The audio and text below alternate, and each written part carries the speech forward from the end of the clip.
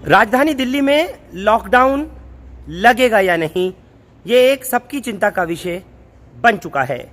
दिल्ली के मुख्यमंत्री अरविंद केजरीवाल ने अब से कुछ देर पहले एक प्रेस कॉन्फ्रेंस की और उन्होंने लॉकडाउन को लेकर के स्पष्ट किया कि किन हालात में लॉकडाउन लगाया जा सकता है।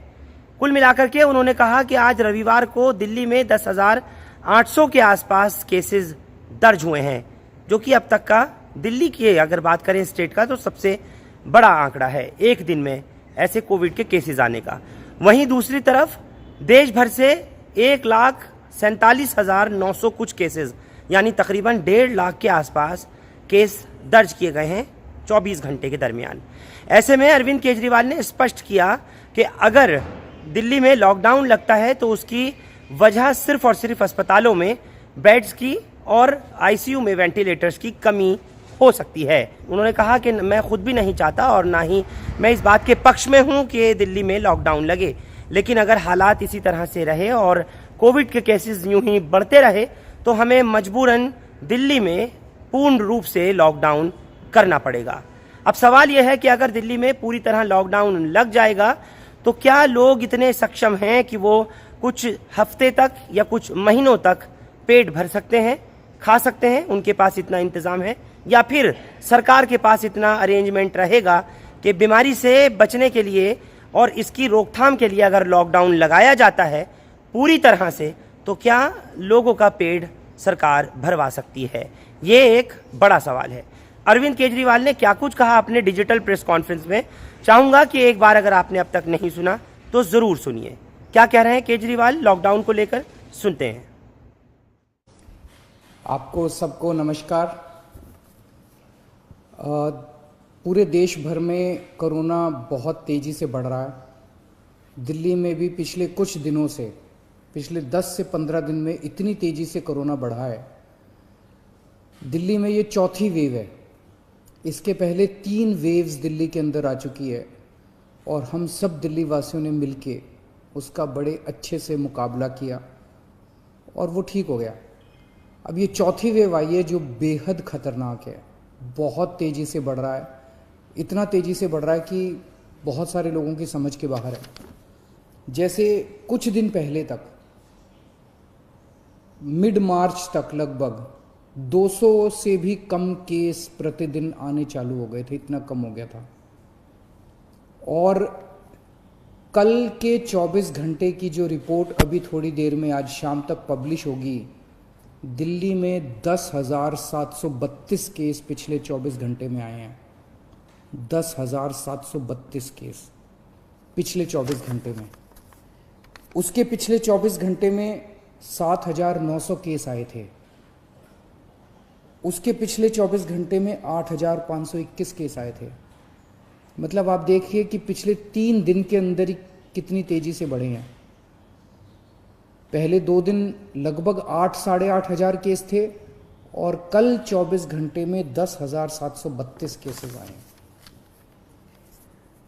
इसके ऊपर स्थिति बेहद चिंताजनक है, इसमें कोई दो राय नहीं है। लेकिन आपकी सरकार पूरी तरह से स्थिति पे नज़र रखे हुए, मैं स्वयं इसके ऊपर नज़र रखे हुए हूँ और जो भी करने की ज़रूरत है हम वो सब कर रहे हैं, सबका सहयोग ले रहे हैं। इस वक्त हम मोटे मोटे तौर पे 3 स्तर पे काम कर रहे हैं। एक है कि किस तरह से कोरोना को फैलने से रोका जाए। इसमें खास तौर से सरकार अकेले बहुत कुछ नहीं कर पाएगी। दिल्ली वासियों को, आपको सबको इसमें सहयोग देना पड़ेगा। आपने पहले भी बहुत सहयोग दिया, हर बार सहयोग दिया। हर बार जब भी वेव आई दिल्ली के लोगों ने बढ़ चढ़ के सहयोग दिया, किसी और के लिए नहीं, हमें अपने लिए, अपने स्वास्थ्य के लिए, अपने परिवार के लिए बढ़ चढ़ के कोरोना के सभी प्रोटोकॉल्स फॉलो करने पड़ेंगे।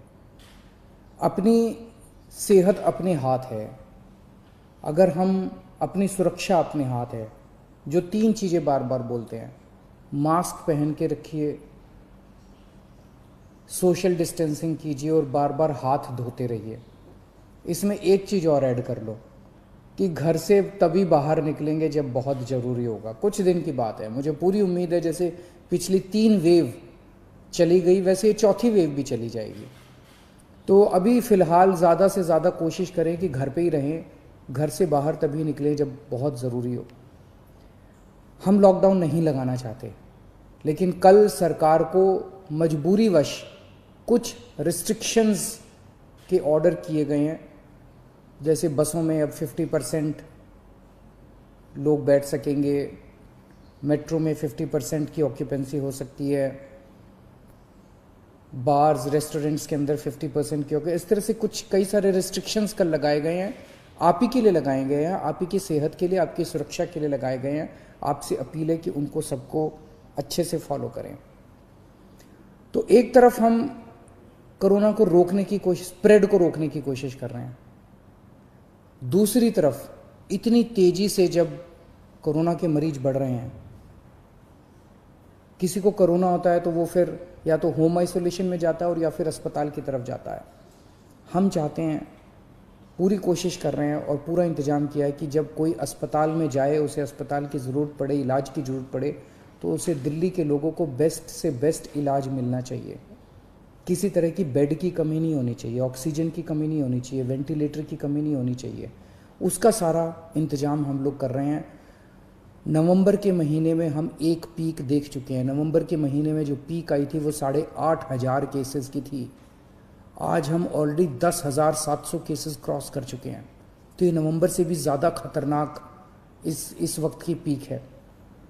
तो हॉस्पिटल, कल मैं LNJP हॉस्पिटल गया था उसका मुआयना करने के लिए। सभी डॉक्टर्स से, नर्सेज से बात हुई, वहाँ का सारा जायजा लिया।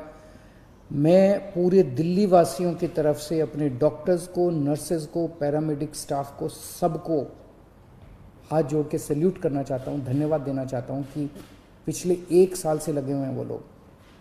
उन्होंने अभी भी पूरी तन्मयता के साथ वो लोग लगे हुए हैं। कल उनसे सबसे बात की। हम पूरी तरीके से हॉस्पिटल मैनेजमेंट के ऊपर ध्यान दे रहे हैं। कुछ लोगों के मेरे पास मैसेजेस आए पिछले कुछ दिनों के अंदर कि सर हम इस अस्पताल में गए, इधर बेड नहीं मिल रहा, उसमें गए, उसमें बेड नहीं मिल रहा। वो ऐप जो हमने हॉस्पिटल बेड्स का जारी किया था कुछ महीने पहले, पिछली जो पहली वेव आई थी जून के महीने में, 6 महीने पहले, वो ऐप आज भी काम कर रहा है। तो अगर आपको अस्पताल की ज़रूरत है, अगर आपको कोरोना हो गया, अस्पताल जाने की ज़रूरत है, तो किस अस्पताल में बेड अवेलेबल है वो आप अपने ऐप से देख लीजिए। ऐप, सारे लोग ऐप डाउनलोड कर लो और उस ऐप से आप लोग देख लीजिए कि किस अस्पताल में बेड की ज़रूरत है और कहाँ। तो सीधे मरीज को उधर ही लेके जाओ, एक अस्पताल से दूसरे अस्पताल में जाने की जरूरत नहीं है, पहली चीज़। दूसरी चीज़, कुछ लोग केवल प्राइवेट अस्पतालों की तरफ दौड़ रहे हैं। प्राइवेट अस्पतालों में बेड थोड़े कम होते हैं। अब दिल्ली के अंदर पिछले 5 साल में आपकी सरकार ने मिलकर दिल्ली के सरकारी अस्पतालों को बहुत शानदार कर दिया है। दिल्ली के सरकारी अस्पतालों में बहुत अच्छा इलाज हो रहा है। पैसे वाले लोग भी दिल्ली के सरकारी अस्पतालों में जा रहे हैं। मेरी आप लोगों से निवेदन है कि सब लोग प्राइवेट अस्पतालों की तरफ मत दौड़िए। सरकारी अस्पतालों में जाएंगे, वहाँ भी आपको अच्छा इलाज मिलेगा। सरकारी अस्पतालों में भी आप जा सकते हैं। अगर आपका ऐप दिखाता है कि सरकारी अस्पताल में बेड खाली है तो सरकारी अस्पताल में जाइए, लेकिन अस्पताल में तभी जाइए जब आपको ज़रूरत हो। अगर सब लोग अस्पतालों की तरफ दौड़ने लग गए, अस्पताल कम पड़ जाएंगे। अगर सब लोग अस्पतालों की तरफ दौड़ने लग गए, बेड कम पड़ जाएंगे, ICU कम पड़ जाएंगे, वेंटिलेटर कम पड़ जाएंगे। तो अगर आपको अस्पताल की ज़रूरत है तभी अस्पताल में जाइए, वरना होम आइसोलेशन में रहिए। अस्पताल के बेड केवल सीरियस मरीजों के लिए रहने दीजिए। अगर आप एसिम्टोमेटिक हैं, अगर आपको सिंपल सिम्टम्स है, ज़्यादा बीमारी नहीं है, और अगर आप अस्पताल चले गए तो आपने एक बेड ऑक्यूपाई कर लिया जबकि आपका घर पे इलाज हो सकता था। और अगर कोई सीरियस मरीज आता है अस्पताल के अंदर, उसको बेड नहीं मिलेगा, उसको बाहर वेट करनी पड़ेगी, उसकी मौत हो सकती है, सीरियस मरीज की मौत हो सकती है, उसको अस्पताल की ज़रूरत है। इसलिए मेरी हाथ जोड़ के सबसे विनती है कि कई लोग मैंने देखा वो कहते हैं जी मैं तो अस्पताल जाके एडमिट हो जाता हूँ, घर में दूसरों का ना हो जाए। घर के अंदर होम आइसोलेशन कीजिए, हमारी टीम आपके घर आएगी, आपको सारा गाइडलाइंस वगैरह सब बता देगी, ऑक्सीमीटर दे के जाएगी, आपको बता देगी कैसे होम आइसोलेशन करना है, आपके साथ हम संपर्क में रहेंगे। दिल्ली के अंदर दुनिया का सबसे बेहतरीन होम आइसोलेशन का प्रोग्राम चल रहा है, उसका फ़ायदा उठाइए आप।